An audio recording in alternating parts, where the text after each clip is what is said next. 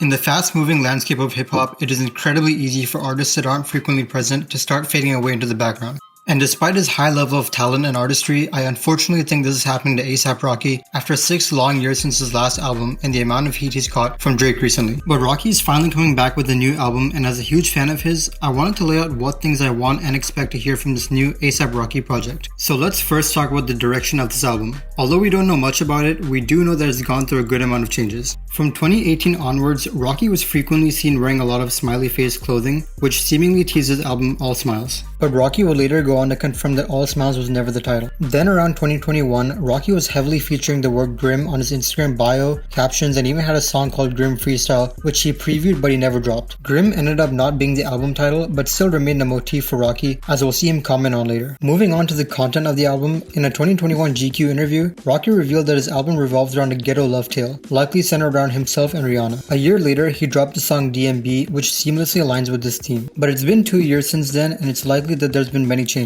For one, he's confirmed the official album title to be Don't Be Dumb. And in his most recent interviews with Zane Lowe and Billboard, when asked about the album, Rocky says the sound is a new aesthetic of German expressionism and ghetto futurism, which he shortens to as Grim. To really get an understanding of the sound and aesthetic of the album, we need to understand what Grim really even means. Let's start with ghetto futurism first. There isn't much online that really explains what ghetto futurism is, so I'll go with Rocky's explanation for it. In his GQ interview, he explains it as, ghetto futurism is when you see me wearing 3 pairs of jeans with 3 pairs of boxers, but it's all 1 pair of jeans. Ghetto futurism is Andre 3000. The jeans he mentions prior is part of his new American Sabotage collection, a runway collection that he debuted earlier this summer. Rocky explains that the collection is his take on political satire, finding the crosshairs of poverty and mass incarceration with capitalism, all along a New York aesthetic. German expressionism, on the other hand, is a cinematic creative art movement that focuses on the innermost fears, desires, and ideas of the artist, as opposed to capturing realism. It emerged in the early 20th century as a reaction to the horrors of World War I and the economic turmoil that followed. For Rocky, the inspiration comes mainly from Tim Burton, a director who was heavily inspired by the movement. Tim Burton is best known for directing Beetlejuice, but Rocky says one of his favorite films is The Nightmare Before Christmas. Rocky has been so inspired by Burton that he actually tried to get him involved with the album, but was unable to due to schedules not aligning. He still got Burton to hear the entire album, which Rocky says he deeply enjoyed. Now, I brought all this up before speculating and giving my wants and expectations, because I think as a listener it's only fair that we actually try to understand what the artist is going for on the album before applying our lofty expectations.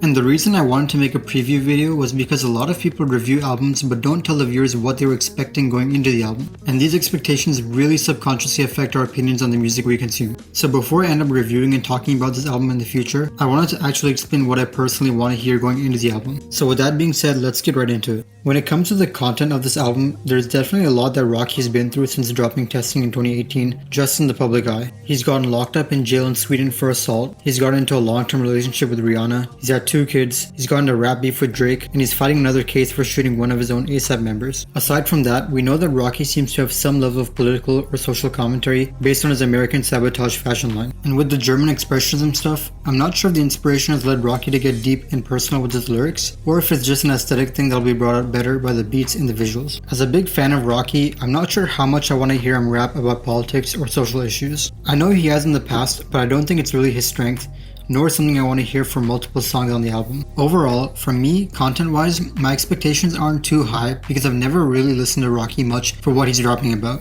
That being said, I still want to hear good lyricism. I've always thought that Rocky could be one of the best lyricists in the game, at least on par with rappers like Drake, Big Sean, and Tyler. So hopefully we hear some good wordplay and bars about the usual Rocky braggadocio, fashion talk, and some personal stuff mixed in. I will say, I do want Rocky to respond to Drake on this album. I don't think it's gonna happen based on his recent statements, which honestly sucks because it looks like Drake got the better of Rocky, but we'll just have to wait and see. Let's move on to the part that means the most to me though, the sound of the album. Rocky is one of those artists that has a super unique sound and the ability to make a bunch of different kinds of music. He's always been experimental with his music, whether it comes to the instrumentals, his voice, his flows, or the structure of his songs, and I'm expecting that to continue. Especially with this grim theme, I definitely think that Rocky's gonna make music that reflects Tim Burton's movie aesthetics. Now, to be honest, I haven't been a huge fan of the recent singles. Hijack, Riot, and Taylor Swift are solid, and I didn't like DMB at all. And even Our Destiny with Playboi Carti isn't that great to me, and I'm a die-hard Carti fan. What we do know is that the album is gonna have an all-star list of producers, including Pharrell, Mike Dean, Hit Kid, Madlib, Metro, and The Alchemist, but one producer that's sorely missing is Clem's Casino. It's been over a year since that list was announced, so hopefully they have a song together for Don't Be Dumb.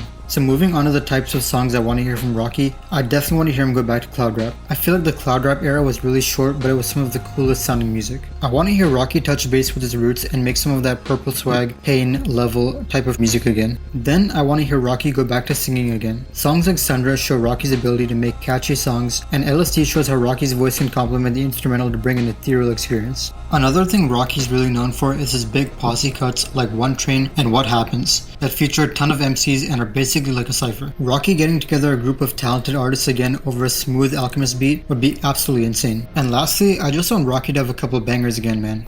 Just some stuff that is undeniably a hit with everyone and something that catches the radio and the clubs. Rocky's flows are top 3, maybe top 2 in the game, and I need to hear him over a hard-hitting trap beat with some heavy bass. Give me a Lord Pretty Flacco Jody 2 or Angels type banger with some new chopper or mattress type flows over a hard-hitting metro beat. I know this is a lot to ask and I'm not expecting all of it, but I think an album like this that takes the best parts of every project would really make the best Rocky album. And lastly, I quickly want to talk features.